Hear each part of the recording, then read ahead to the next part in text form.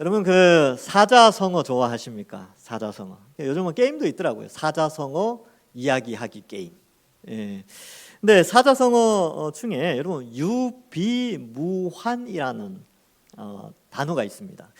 띄워주시겠어요? 자막. 예, 거기 보면 이게 뭐냐 하면 유자가 있을 유자입니다. 비자가 갖출 비, 뭔가를 갖추고 있으면 이런 뜻이고, 없을 무자의 근심 환자입니다.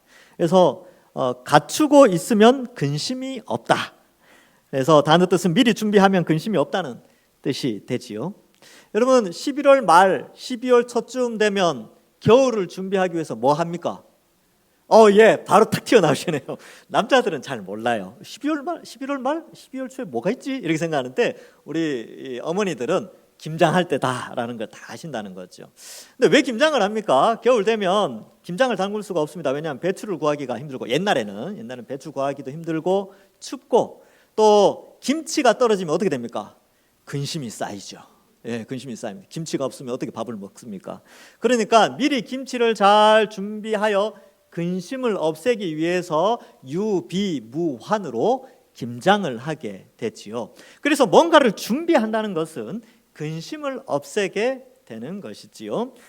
우리 온 인류에게 큰 근심거리가 있지요. 그래서 온 인류에게 무슨 근심거리가 있습니까? 이렇게 질문을 하면 환경오염, 지구온난화, 전쟁과 지진과 기근 이런 게 근심거리로 다가올 수 있겠지만, 성경이 우리에게 가르쳐주는 온 인류의 근심거리가 뭐냐 하면 영원한 심판이에요. 하나님의 영원한 심판이 있기 때문에 그 근심거리를 미리 없앨 수 있도록 유비무환하도록 하나님께서 바로 선지자들을 보내시고 제자들을 보내시고 또 성자 하나님이 직접 이 땅에 오셔서 우리에게 구원과 심판에 대한 메시지를 알려주신 것입니다. 그러면 잘 준비된 사람은 구원을 받습니다. 준비 안 한 사람은 바로 심판의 재앙을 받게 되지요. 그래서 오늘 우리가 읽고 있는 마태복음 24장과 25장은 예수님께서 직접 이 땅에 오셔서 마지막 때를 잘 유비무환할 수 있도록, 잘 준비할 수 있도록 매뉴얼을 우리에게 말씀해 주고 있습니다. 그래서 우리는 잘 기억해야 되는 것이죠. 오늘 본문 역시 지난주에 이어서 예수님의 재림으로 인하여 구원이 일어나고 또한 심판이 일어난다는 것을 예수님이 가르쳐 주는데, 노아 홍수 때 여러분 8명밖에 구원을 못 받았어요. 그러나 노아 홍수 때 인류의 다가 8명을 제외한 모든 인류가 다 심판을 받아 죽게 되었습니다. 그래서 잘 준비된 노아와 그의 식구들은 구원을 받게 되었죠. 여러분 노아가 방주를 지을 수 있었던 것은요, 메시지를 믿었어요. 어떤 메시지를 믿었냐 하면 하나님이 구원하신다는 메시지. 그 구원은 바로 심판 중에 구원하신다는 메시지죠. 홍수를 내릴 거고 그 홍수는 심판의 재앙의 메시지지만 그 가운데 방주를 지어서 그 안에 들어가면 산다는 구원의 메시지, 이 두 가지를 동시에 믿었던 것이죠. 그래서 그가 할 수 있었던 것은 하나님이 준비하라고 하신 방주를 짓게 됩니다. 120년 정도 걸려요. 그래서 그 방주를 짓게 되죠. 근데 세상 사람들은 한 번도 홍수를 경험한 적이 없어요. 그러니까 홍수가 나서 죽는다 그러니까 믿을까요? 안 믿을까요? 안 믿죠. 그러니까 우리 세상 사람들에게 예수님 재림하십니다, 이 땅이 새하늘과 새 땅으로 바뀝니다 라고 이야기하면 세상 사람들이 안 믿는 거하고 똑같습니다. 경험해보지 못했기 때문에. 그리고 노아가 열심히 방주를 짓고 있을 때 세상 사람들은 시집가고 장가가고 밥 먹고 또 일하고 밭에 나가고 고기 잡고 또 막 그렇게 다녔어요. 그러나 노아는 방주를 준비하여 구원을 받게 되었죠. 근데 노아 홍수 때, 홍수가 나기 전까지 사람들이 비라는 것, 그리고 홍수가 뭔지 몰랐는데 하늘에 창문이 열렸다라는 표현을 봤을 때 비가 엄청나게 쏟아졌고요, 땅에 샘이 터졌다라고 했을 때 지하수들이 일종의 지진이나 이런 것들이 일어났겠죠. 지진이나 여러 가지 상황을 통하여서 땅에 있던 물들이 솟아오르게 됩니다. 그래서 지금의 이 바다와 강을 형성하는 정도의 지구 표면에 물이 올라오게 된 것이죠. 사람들이 얼마나 놀랐을까요? 그때는 순식간에 그 일이 일어났기 때문에 방주로 들어갈 수도 없었죠. 왜? 방주는 이미 홍수가 나기 전에 닫혀버렸거든요. 자, 그렇게 주님 그 심판을 이야기하면서 예수님이 뭐라고 말씀하셨냐면 마태복음 24장 27절에 번개가 동편에서 나서 서편까지 번쩍임 같이 인자의 임함도 그러하리라. 순식간에 갑자기 눈 깜짝할 사이에 예수님이 딱 오신다는 거예요. 그러니까 보통 사람들이 인지할 수 없는 그런 상황이 있지요. 39절에는 홍수가 나서 그들이 다 멸하기까지 깨닫지 못하였으니 인자의 임함도 이와 같으리라. 이게 왜 깨닫지 못했냐면 홍수가 난다는 징조 이런 것들이 아무것도 없었어요. 아무것도. 그러니까 갑자기 그날 하나님 정한 때에 바로 홍수가 나버렸어요. 그러니까 누구도 예측할 수 없는 상황 속에서 갑자기 순식간에 심판과 구원이 동시에 일어나게 된 것이죠. 이러한 갑작스러운 재림에 대해서 예수님도 오늘 본문에서 자세하게 또한 설명해 주고 있습니다. 40절에 보시면 이렇게 기록하고 있죠. 그때에 두 사람이 밭에 있음에 한 사람은 데려가고 한 사람은 버려둠을 당할 것이요. 여기 밭에 있다는 게 중요합니다. 밭에 왜 있을까요? 일하러 나갔겠죠 뭐. 그래서 이 밭에 나갈 때 아침에 창문을 딱 여니까 비가 안 와. 오늘 날씨가 좋네. 구름이 있구나. 그래. 오늘 나가서 씨를 뿌려야지. 오늘 나가서 잡초배야지. 오늘 나가서 밭에 물 좀 대야 되겠구나 하고 나가는 거예요. 나가면서 보니까 밭에 나가면서 보니까 사람들은 어때요? 길거리에 움직이고 장사하는 사람들, 말 타고 다니는 사람들 막 지나가고 막 그래요. 지극히 평범한 날, 일상이 그대로 유지되는 상황 속에 밭에 나가서 일을 한단 말이죠. 그래서 일을 하는데 갑자기 주님이 오셨어요. 놀라운 일이죠. 우리는 흔히 주님이 오실 때 되면 뭔가 하늘에서 막 징조가 나타나고 하늘에 해와 달과 별이 막 뭐 어떻게 되고 막 그 땅에서는 막 그죠 뭐가 뭐 지진 일어나기 전에 뭐 두꺼비 떼나 뭐 물고기 떼들이 막 올라오지 뭔가 그런 징조가 있을 것 같은데 아니요. 평범한 일상이 진행됩니다. 지극히 너무나 지극히 평범한 일상. 밭에서 일을 하고요. 또 41절은 어때요? 두 여자가 맷돌 갈고 있는 거예요. 왜 맷돌을 가는 줄 아세요? 저녁 준비하려고. 식사 준비하고 있는 거죠. 그러니까 오늘날 우리로 치면 직장에 나가서 이제 컴퓨터 부팅하고 있는 거죠. 집에서 이제 자녀도 학교 보내고 남편 뭐 이렇게 보내고 또 이제 뭐 맞벌이 하시는 분들은 있겠지만 하여튼 저녁에 와서 빨래하고 청소하고 막 그러고 있는 상황이에요. 갑자기 그때 주님이 짠 하고 오신다는 거죠. 그러니까 우리가 생각하고 있는 주의 재림은요, 뭔가 우리가 알 수 있는 어떤 명확한 징조 이런 게 나타나는 게 아니라 그냥 일상생활 가운데 갑자기 오시는 겁니다. 생뚱맞게. 그래서 갑자기 임하는 거죠. 그래서 갑자기 임하지만 예수님은 이것을 이야기하시면서 우리에게 준비하라고 하시는 메시지죠. 41절과 42절은 지극히 평범한 가정활동과 경제활동 가운데 주님이 갑자기 오시는데 중요한 것은 그 가운데 누구는 데려감을 받고 누구는 버려둠을 당합니다. 마태복음 24장 31절에 이렇게 돼 있죠. 그가 큰 나팔 소리와 함께 천사들을 보내리니 그들이 그의 택하신 자들을 하늘 이 끝에서 저 끝까지 사방에서 모은단 말이에요. 징집. 그러니까 징집을 하니까 데려가는 거예요. 데려간다라는 표현을 쓰는 거죠. 나머지는 버려두죠. 여러분 여기서 이제 오해하시면 안 되는 게 옛날에 뭐 휴거 뭐 이런 용어들을 많이 쓰면서 예수 믿는 사람들은 이제 들림을 받고 나머지 사람들은 땅에서 일정한 기간 고통을 당한다 이렇게 생각하는데 여러분 성경을 꼼꼼히 읽어보면 그런 내용 없어요. 예수님이 오시면 예수님 믿는 사람들은 바로 데려감을 당하고 예수님 안 믿는 사람은 바로 심판에 들어갑니다. 바로 불못에 들어가요. 그 중간에 예수님 안 믿는 사람들이 일정한 기간 동안에 회개하거나 무슨 어떤 활동을 하거나 뭐 그런 게 없어요. 그냥 그날은 주님이 번개같이 오셔서 그냥 모든 것이 끝나는 날입니다. 새 하늘과 새 땅으로 바뀌어지는 날이에요. 그러니까 뭐 7년 대환란이 예수님 재림 후에 7년 대환란이 있고 뭐 있고 다 이단 사상입니다. 이단 사상이에요. 그 옛날에 우리나라에 한참 유행하고 영화도 만들어지고 막 그랬는데 여러분 그렇지 않아요. 이제 그렇게 이해하시면 됩니다. 놀라셨죠? 제가 이 말하니까. 여러분들이 그동안 믿어오던 것들이 사실이 아니다는 사실을 제가 알려드린 거예요. 그래서 휴거 후에 뭐 믿지 않는 자들이 회개한다 이런 건 없습니다. 주님 오시는 날 모든 것이 끝나요. 노아 홍수 때 어땠습니까? 홍수가 임하니까 사람들이 어때요? 그때 방주 만든 사람 있어요? 없죠. 그날 바로 다 죽었어요. 수영 아무리 잘해도 바람 몰아치고 비바람 치고 땅 갈라지고 땅에서 샘 올라오고 하면 다 죽습니다. 자, 이처럼 이 올바른 이 개념이 있어야 되고요. 그 다음에 하나님께서 모시고 버려둠을 당한다는 것은 심판을 당하는 것이지요.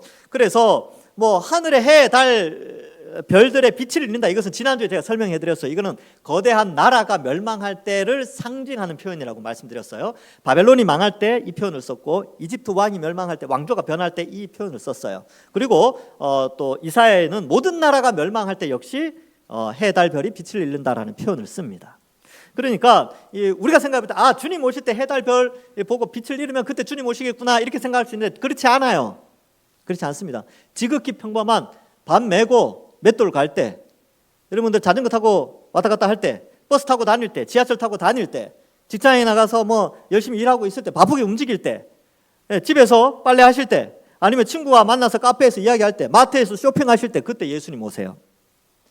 지극히 평범한 일상 중에 예수님이 갑자기 번개가 번쩍하면서 나타나는 것처럼 예수님의 임하심도 그렇게 임하신다라는 것이죠. 그러니까 갑작스럽게 이렇게 임하니까 예수님이 어떻게 말씀하시냐면 42절에 그러므로 깨어있으라. 이게 무슨 말이냐면 갑자기 오시기에 준비하라는 겁니다. 준비하면 갑자기 어떤 상황이 벌어져도 어때요? 당황하지 않지요. 당황하지 않고 잘 대처할 수 있기 때문에 그렇습니다. 그러면 깨어있다라는 것이 문맥적으로 예수님께서 깨어있는 삶이 무엇인지 가르쳐줘요. 깨어있는 것은 한 5가지로 볼 수 있는데, 첫 번째는 우리 앞에서 계속 살폈던 내용이 거짓 그리스도와 거짓 선지자의 미혹에 넘어가면 안 됩니다. 이게 24장 4절, 5절, 11절, 24절에 나와요. 굉장히 많은 내용을 다루고 있습니다. 거짓 사상, 이 세상의 거짓 흐름, 또 이단 사상 이런 것들에 미혹되면 안 된다. 두 번째로는 9절에 보면 예수님 이름 때문에 많은 민족들 가운데서 고난을 받아요. 근데 이걸 각오해야 된다는 겁니다. 그러니까 우리가 예수님 믿는 것 때문에 세상에 나가서 세상 사람들이 조롱하고 예수쟁이라 그러고 놀리고 그러니까 우리는 이제 주님 오심을 기다리는데 세상 사람들은 그걸 안 믿으니까 막 우리 조롱하죠. 근데 우리는 숫자가 적어요. 안 믿는 사람들이 90% 이상입니다. 그러니까 핍박을 당하죠. 근데 그걸 견디는 거예요. 그게 바로 깨어 있는 거죠. 세 번째로는 불법이 더하여지고 사랑이 식죠. 이 내용은 12절에 나옵니다. 근데 우리는 공의를 행하고 어때요? 더욱더 뜨겁게 사랑하는 거죠. 만물의 마지막이 가까이 왔으니 너희는 서로 뜨겁게 서로 사랑하라. 베드로전서에 나오는 말씀이 있죠. 그래서 우리는 이렇게 준비해야 됩니다. 그다음 네 번째, 13절에 보면 끝까지 믿음을 지키는 자는 구원을 받는다고 했으니까 견디셔야 됩니다. 방학하시면 안 돼요. 믿음 방학 이런 거 없습니다. 그래서 어떤 사람은 뭐 이렇게 하니까 저 한 3년 동안 좀 방학할게요 뭐 이러는데, 아니요, 언제 갑자기 오실지 모르는데 방학 안 됩니다. 예수 믿는 신앙생활 계속 하셔야 돼요. 방학하시면 안 돼요. 언제 오실지 모릅니다. 방학 중에 오시면 어떡하려고 그럽니까? 그러니까 그렇게 안 되고 우리는 끊임없이 끝까지 믿음을 지키는 자는 구원을 받아요. 그래서 주변에서 나 방학하겠다 그러면 빨리 말리셔야 돼요. 주님 언제 오실지 모르니까 끝까지 믿음을 지켜야 된다. 자, 견디셔야 되고요. 그다음에 5번째로 징조가 있습니다. 징조. 대표적인 징조가 모든 민족에게 복음이 전파되어지는 것이죠. 지금 거의 다 전해서 140여 년 전에 이 대륙의 끝에 있는 우리나라에까지 복음이 전하여졌지요. 일본은 그보다 조금 더 빨리 전하여졌습니다. 그때는 배로 움직였으니까. 근데 100년 전에 비행기와 자동차가 발명되면서부터 복음 전파의 속도는 어마어마한 속도로 빠르게 퍼져나갔습니다.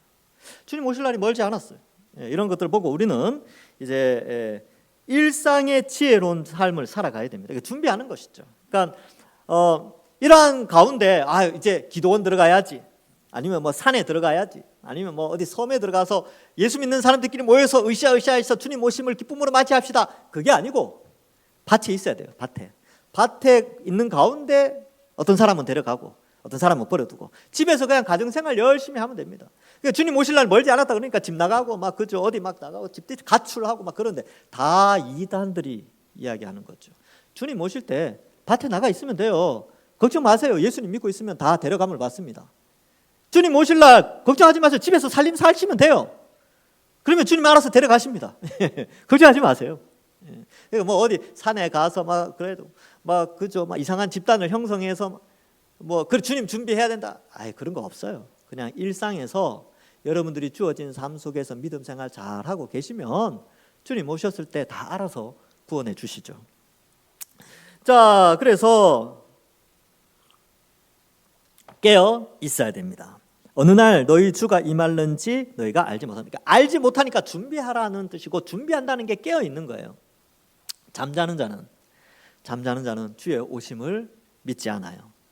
그리고 뒤에 나오는 악한 종처럼 그렇게 행동을 합니다. 그래서 조심해야 돼요. 우리는 긴장해야 됩니다. 다시 때로는 힘들고 지쳐서 내려놓고 싶을 때도 있죠. 믿음 생활하는 거, 세상 사람들 살아가는 것과 우리의 삶이 다르니까 힘들고 지치죠. 그런데 오늘 본문 말씀을 통하여 예수님은 끝까지 깨어 있으라고 그렇게 말씀하고 있습니다. 자, 43절에 보면 너희도 아는 바니 만일, 이제 비유가 하나 나와요. 이제 비유를 설명하면, 여러분 도둑이 오는 걸 알면은 집을 비우겠습니까? 문을 열어놓겠습니까? 안 열어놓죠. 여러분 옛날에 시골에 살 때는요, 집 문을 다 열어놨어요. 저도 어릴 때 저희 집 문을 다 열어놨었어요. 대문 열어놓고 현관문 다 열어놓고 살았어요. 그렇죠? 그때도 도둑이 안 들었어요. 지금은 그렇게 해놓으면 이제 알아서 다 가져가죠, 그죠? 그런데 저희 집도 예전에 한번 도둑을 맞은 적이 있습니다. 제가 도둑이 그때가 한 해질 때쯤인데, 예를 들어서 한 6시 35분에 도둑이 들어왔다. 그러면 제가 그걸 알았다 하면 어떻게 했을까요? 집에 있었겠죠, 뭐. 집에 있고 야구방망이 하나 들고 있었겠죠. 이놈 올라오기만 해봐라. 그때 4층에 살았는데 세상에 현관문 다 닫아놓고 집사람하고 잠깐 나간다고 나갔다가 왔는데, 그 짧은 시간에 한 1시간 비웠나요? 그 짧은 시간에 온 집안을 엉망으로 해놓고 갔더라고요. 장롱 안에 있는 거 다 끄집어내고 다 해놓고 얼마 가져가지는 않았지만 있는 게 없어서 그렇지만, 제가 무슨 생각했냐면, 와, 도둑이 이렇게 드는구나. 그 어떻게 들어왔냐 보니까 이렇게 배관 타고 올라왔더라고요. 4층까지. 도둑 되려면 운동도 잘해야 되나 봐요. 그걸 타고 올라왔어요. 제가 그거 알았더라면 안 나갔죠. 안 나갔죠. 미리 경찰에 다 신고해놨겠죠. 근데 도둑은 우리가 알지 못할 때 갑자기 순식간에 들어와서 그 집을 훔쳐갑니다. 예수님이 왜 이 비유를 썼냐면, 갑자기 온다는 거예요. 갑자기 알지 못하는 때에 온다는 거죠. 그러니까 여러분들 주변에서 예수님 언제 온다더라 이런 말 하면 그거 다 이단이라고 생각하시면 됩니다. 그래서 44절에 이러므로 너희도 준비하고 있으라. 생각하지 않은 때에 인자가 오리라 라고 말씀하고 있죠. 또 하나 이제 종 비유를 드시는데, 여기에서는 그런 말을, 충성되고 지혜 있는 종에 대해서 설명하고 있습니다.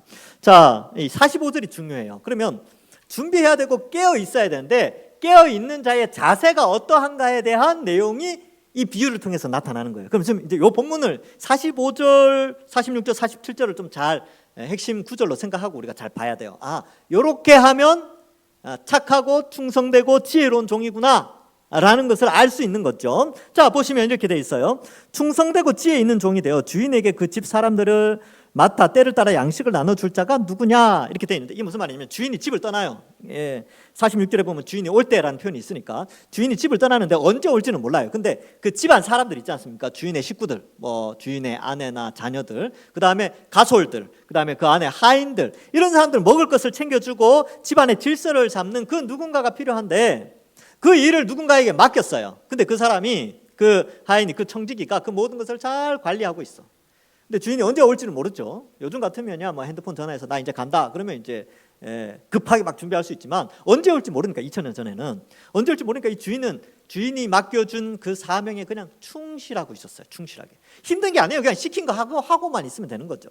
충실하게 그 사명 감당하는데, 46절에 보면 주인이 올 때 그 종이 이렇게 하는 것을 보면 그 종이 복이 있으리라. 여러분, 우리에게 맡겨진 사명은 뭡니까? 교회에 주신 사명, 영혼 구원, 그 다음에 진리 수호예요. 진리를 수호하고 영혼을 구원하는 것이 교회의 사명입니다. 그래서 이 두 가지를 잘 하고 있으면요, 우리는 다 칭찬받아요. 우리의 사명, 개인의 사명은 뭡니까?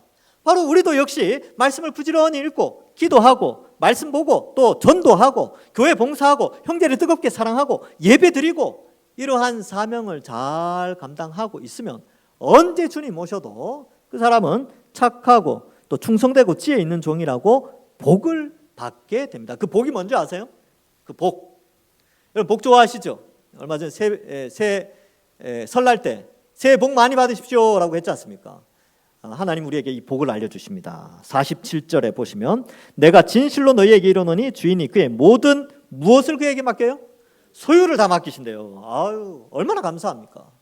하나님의 모든 소유를 우리에게 맡겨주시죠. 그 소유가 뭡니까? 하나님 나라, 하나님 나라에 준비된 그 모든 것들을 다 우리에게 주신다라고 약속하고 있습니다. 요한계시록 21장 3절과 4절에 보면 이 복의 내용을 잠깐 소개하는데 이렇게 기록되어 있어요. 내가 들으니 보좌에서 큰 음성이 나서 이르되 보라 하나님의 장막이 사람들과 함께 있음에 하나님이 그들과 함께 계시리니 그들은 하나님의 백성이 되고 하나님은 친히 그들과 함께 계셔서 그들의 모든 눈물을 그 눈에서 닦아주시니 다시는 사망이 없고 애통하는 것이나 곡하는 것이나 아픈 것이 다시 있지 아니하리니 처음 것들이 다 지나갔음이로라. 안 죽는데요. 부활하는 육체가 부활하는 영생 부활의 몸을 가지고 눈물, 고통, 슬픔, 아픔 이런 게 없답니다. 뿐만 아니죠. 22장 5절에 보면 다시 밤이 없겠고 등불과 햇빛이 쓸데없이니 이는 주 하나님이 그들에게 비침이라 그들이 세세토록 뭘 한다고요? 왕노릇 한대요. 왕노릇. 여러분 이 왕노릇 한다는 게 뭐냐면 이렇게 생각하시면 돼요. 에덴 동산에서 아담과 하와가 있었죠. 하나님께서 아담과 하와에게 에덴 동산에서 왕노릇 하라고 그랬어요. 다스리고 이름을 짓고 관리하는 그게 왕노릇이거든요. 우리는 새 하늘과 새 땅, 새 에덴에서 그 땅을 잘 관리하고 또 뭐 뚜껑은 열려져 봐야 되지만 어떻게 왕노릇 할지는 그때 돼봐야 알지만 그런 영광스러운 위치에 우리를 세워주셔서 누리게 하신다는 것입니다. 모든 것을 공짜로 누릴 수 있는 풍성함을 누릴 수 있는 그때는 더 이상 경쟁도 없어요. 비교도 없죠. 그러나 각자의 그 사명에 따라서 하나님이 배치시켜 주신 위치에서 이 복들을 누리며 살아가게 되는 것입니다. 기대되지 않습니까? 그래서 여러분 이 땅에서 보물 쌓는 것도 중요한데 하늘에 보물 쌓는 것 정말 중요합니다. 그래서 이 땅에서 충성 봉사하시는 것이 그래서 귀중한 것이죠. 그 소유를 그에게 맡기리라. 사명 잘 감당하면 이런 축복을 받습니다. 그런데 이런 사람들이 있어요. 48절에 보면 만일 그 악한 종이 이제 앞에서는 충성되고 지혜로운 종이 등장했는데 여기에서는 이제 악한 종이죠. 구원받지 못하는 자, 즉 버려둠을 당하는 자. 위에 나오는 충성되고 지혜로운 종은 데려감을 당하는 자예요. 구원받는 자. 악한 종은 예수님 믿지 않는 모든 불신자들을 말해주고 있습니다. 근데 이 내용들을 좀 꼼꼼히 살펴보면 이해가 쉽고 또 준비할 수 있습니다. 이 다 준비하라고 이 말씀을 해주시는 거예요. 거기 보면 이렇게 돼 있어요. 마음에 생각하기를 주인이 더디 오리라. 여러분 요한계시록에 보면 예수님이 내가 속히 오겠다는 말을 엄청 자주 하시거든요. 속히 오겠다. 금방 오겠다. 빨리 오겠다. 그런데 이 종은 어떻게 생각하냐면 주인이 더디 온다라고 생각한다는 거예요. 그러니까 하나님의 말씀을 왜곡하고 거짓으로 바꾸어 버리는 것이지요. 안 온다라고 생각을 하는 거예요. 더디 온다 이 말은 야 내가 살아있을 때는 안 와. 라고 사람들에게 막 이야기하고 마음껏 살아가는 사람을 의미합니다. 오늘날에도 이런 사람들이 굉장히 많이 있죠. 예수님의 재림을 이야기하면 안 온다고 생각하는 사람들이 많아요. 안 온다. 안 오신다. 그리고 뭐 에이 오겠나. 이때까지 안 오셨는데 설마 내일 오겠나. 이렇게 생각하면서 하루하루를 주인이 맡겨준 사명이 아닌 자기 마음대로 살아가는 사람들이 바로 이런 사람들입니다. 그래서 이런 사람들은요. 주님의 강림은 없다. 혹은 저 미래 저 멀리 나랑 상관없는 저 미래에 있을 일이다 이렇게 생각을 한다는 것이죠. 그리고 새하늘과 새 땅이 열린다고 무슨 소리? 지구가 탄생하고 나서부터 지금 46억 년 동안 진화를 거쳐서 여기까지 왔는데 하나님이 만드셨다고? 에이 무슨 소리 아니야 라고 진화론을 들고 나온다는 거죠. 근데 성경은 6천년 전에 하나님이 창조하셨어요. 노아 홍수를 통하여 각 지층을 만드시고 그렇게 하는 것이죠. 그래서 지층도 빠른 유속에 의해서 순식간에 만들어지는 거예요. 오랜 시간 거쳐서 만들어지는 것이 아니고, 그거는 이제 지금 과학적으로 많이 증명이 되고 있습니다. 그래서 이런 이 땅이 새 하늘과 새 땅으로 변한다는 걸 믿지 않아요. 그리고 옛날부터 있어 왔으니까, 그 하나님 창조 이런 걸 일부러 잊는다는 거예요. 근데 이 내용이 오늘날 있잖아요. 오늘날 많은 사람들이 이렇게 생각하죠. 2000년 전에도 있었어요. 베드로후서 3장 4절과 5절에 보면 이런 내용이 나옵니다. 이르되 주께서 강림하신다는 약속이 어디 있느냐? 조상들이 잔후로부터 만물이 처음 창조될 때와 같이 그냥 있다. 이제 이때까지 그냥 있었는데 아무런 변화가 없다는 거죠. 노아 홍수 이런 거 없었다는 거예요. 그리고 앞으로 새 하늘과 새 땅 이런 거 없다는 거죠.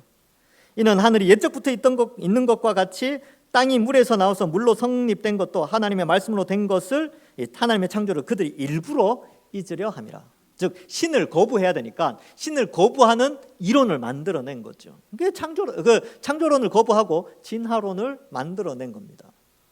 그래서 하나님의 창조, 임재, 뭐 단 하루 만에 새 하늘과 새 땅을 만드시는 하나님의 능력, 이런 걸 다 거부하는 거죠. 그렇기 때문에 여러분, 이러한 악한 종이 생각하는 주인이 더디 오신다 혹은 안 오신다라는 생각은 비성경적이고 반성경적이기 때문에 여러분, 이런 생각들에 미혹되면 안 됩니다. 그래서 우리는 어떻게 하라고요? 갑자기 오시기 때문에 늘 깨어 사명 감당하면서 있으면 되는 것이죠. 그 다음에 이 악한 종은 동료들을 때려요. 왜 때리겠습니까? 동료들 가운데 주님 곧 오신다, 주인 빨리 오신다, 이런 말 하니까 싫은 거죠. 싫으니까. 근데 다수야. 이렇게 주인이 더디 오신다는 생각을 가진 사람이 다수니까 어떻습니까? 막 때리는 거죠. 핍박하죠. 그래서 여러분, 우리가 예수 믿는 사람들이 세상에서 신앙을 드러내고 제대로 신앙생활을 하면요, 세상 사람들이 우리를 때리지는 않지만 은근히 이렇게 어떻게 보면 이제 언어적인 폭력이나 행동적으로 우리를 비방하고 조롱합니다. 어떻게 보면 그것도 폭력이죠. 그러면서 예수 믿는 사람들을 아주 못 살게 굴죠. 왜냐하면 그들의 가치관과 우리의 가치관이 다르니까. 여러분, 여기 나오는 충성되고 지혜 있는 종과 악한 종이 같이 동시에 있다라고 생각했을 때 어떤 일이 일어날까요? 악한 종이 지혜롭고 충성된 종을 때리겠죠. 때리는 거죠. 이런 현상이 일어나게 됩니다. 그런데 이것은 이미 예수님이 말씀하신 거예요. 12절에 보면 24장 12절에 불법이 성함으로 많은 사람의 사랑이 식어지리라. 그러니까 불법, 폭력을 행하는 거죠. 사랑이 식어지니까 때리고 이렇게 한다는 거예요. 그 다음에는 이제 이 악한 종은 세 번째, 술 친구들과 더불어 먹고 마시게 됩니다. 왜? 주님이 오신다고 생각 안 하니까 방탕한 삶, 향락의 삶을 추구하게 됩니다. 주인도 없으니까 집안에 있는 물건들을 자기 마음대로 쓸 수 있고, 그러니까 술도 퍼마시고 향락을 추구하죠. 믿음을 끝까지 지키지 못하는 그러한 모습을 보여주고 있습니다. 마태복음 24장 13절에 그러나 끝까지 견디는 자는 구원을 받지만 이 악한 종은 견디지 않고 자기 정욕대로, 자기 욕심대로 술 친구들 만나가지고 열심히 술 퍼먹고 주인 안 와. 주인이 와서 그 모습 보면 얼마나 화가 나겠습니까? 사명 맡겨놨는데 자기 마음대로 향락에 젖어 살고 있으니까 얼마나 답답하시겠어요, 주인이. 그런데 이 악한 종은 그렇게 살고 있는 것이죠. 그래서 이러한 사상을 같이 하는 세상의 가치관들, 그런 사람들과 함께 어울리는 것을 좋아한다라는 것을 보여주게 됩니다. 그래서 여러분, 이 세속 가치관은 어떻습니까? 이 세상 사람들은 끊임없이 돈을 추구하고 명예를 추구하고 욕심을 추구하고 정욕을 추구하며 향락을 추구하죠. 악한 종은 다 거기에 속한 자들을 의미하고 있습니다. 여기 술 취한다라는 표현이 나오는데 꼭 술을 먹는다 이런 개념보다는 이 술이라는 게 이성을 이렇게 올바른 판단을 못하게 하는 거예요. 그래서 우리가 이 땅을 살아가면서 그리스도인으로서 올바른 판단을 못하게 하는 수많은 요소들, 이 세상의 가치관, 그죠, 문화들, 이런 것들도 다 거기에 취하게 만들어요. 여러분, 쉽게 취하게 되는 것들이 있어요. 술이 대표적인 거지만 어떤 사람은요, 유튜브에 취해서 사는 사람들이 있어요. 유튜브가 없으면 막 불안해하는 거야. 핸드폰에 취해서 사는 사람들도 있어요. 핸드폰, 게임에 취해서 사는 사람들이 있어요. 단 하루도 게임을 하지 않으면 온몸에 마비가 옵니다. 뭐 이런 식으로 표현한다든지. TV에 취한 사람들이 있어요. TV 막, 그죠? 또 인터넷에 취한 사람들이 있어요. 낚시에 취한 사람도 제가 몇 번 봤습니다. 어떤 사람은 바둑에 취해 있어요. 바둑. 하여튼 그런 것들이 취해 있는 거죠. 그런 것들을 한다는 것 자체가 잘못된다는 게 아니고 취한다는 게 문제. 거기에 빠져서 살아가고 이성을 잃게 되는 거죠. 즉 영적인 신앙을 분별할 능력이 사라지게 되는 그러한 자들이 또 있으니까 같이 어울려서 사는 것을 상식으로 생각하는 그러한 모습을 보여줍니다. 여러분, 우리는 어때야 됩니까? 우리는 말씀에 의해서 살아가야 돼요. 말씀을 보고 믿음 생활하고 예배드리고 기도하고 그렇게 살아가는 것이 우리의 삶이지요. 그렇게 될 때 깨어있지, 그렇지 않으면, 깨어있지 않으면 술 취하여 이성을 잃고 향락을 즐기며 살아가는 일반적인 버려둠을 당하는 사람들과의 삶과 같게 됩니다. 그래서 50절에 보면 생각하지 않은 날 이렇게 돼 있죠. 46절에는 주인이 올 때라고 돼 있는데 그날은 50절에는 생각하지 않은 날이에요. 악한 종은 생각할 수가 없죠. 왜? 주께서 더디 온다고 생각하는데 속기 온다라고 생각할 수가 없는 거예요. 이 불신자들은 그렇습니다. 예수님의 재림 생각도 못해요. 근데 우리는 생각하잖아요. 왜? 우리는 준비하고 있으니까. 우리는 주님 언제 오시더라도 주님 맞을 준비하고 있으니까 우리는 생각하죠. 언제 올지는 몰라요. 천사도 모른다고 했으니까. 언제 올지 모르지만 우리는 준비하는 자입니다. 그래서 당장 오늘 오신다고 해도 내일 오신다고 해도 전혀 이상할 게 없습니다. 전혀 이상하지 않아요. 예. 우리 일상 가운데 오신다고 하셨으니까. 그래서 알지 못하는 때에 시각에 그 종의 주인이 이르게 되죠. 그래서 주인이 그걸 보는 거예요. 막 동료들 때렸는데 하인들이나 가족들이 이렇게 보니까 막 상처가 있는 거예요. 이거 어떻게 된 일이야? 보니까 이 종이 주님께서 맡기신 그 종이 지금 저기 주막에 가 있습니다. 그래서 주인이 가서 주막에 가서 술 퍼먹고 앉아 있는 거 보면 어떡하겠습니까? 멍석말이 하겠죠. 예. 여기에는 어떻게 되어 있습니까? 어미 때리고, 멍석말이에요. 멍석말이 둘둘 말아서 때린다는 거죠. 근데 사실 이 어미 때리고라는 단어가 한 단어인데 이 단어가 디코토메오라는 형벌 용어입니다. 이게 법정에서 태장 이런 용어 쓰죠. 그다음에 징역 이런 용어를 쓰듯이 디코토메오라는 단어가 어떤 특정한 형벌을 지정하는 거예요. 이 형벌이 뭐냐면 아주 끔찍한 형벌입니다. 제가 강단에서 차마 말씀을 못 드리겠습니다. 너무 끔찍한 형벌인데 그렇게 내리고 외식하는 자가 받을 벌에 처하리니. 이 어미 때리고 이거 디코토메오라는 단어가 도대체 무슨 형벌입니까? 정말 궁금해서 못 견디계시는 분들은 저한테 카톡을 보내시기 바랍니다. 제가 설명해 그 단어 사전에 그 내용을 그대로 이제 제가 쳐서 드리겠습니다. 옛날 고대에 있었던 형벌 제도입니다.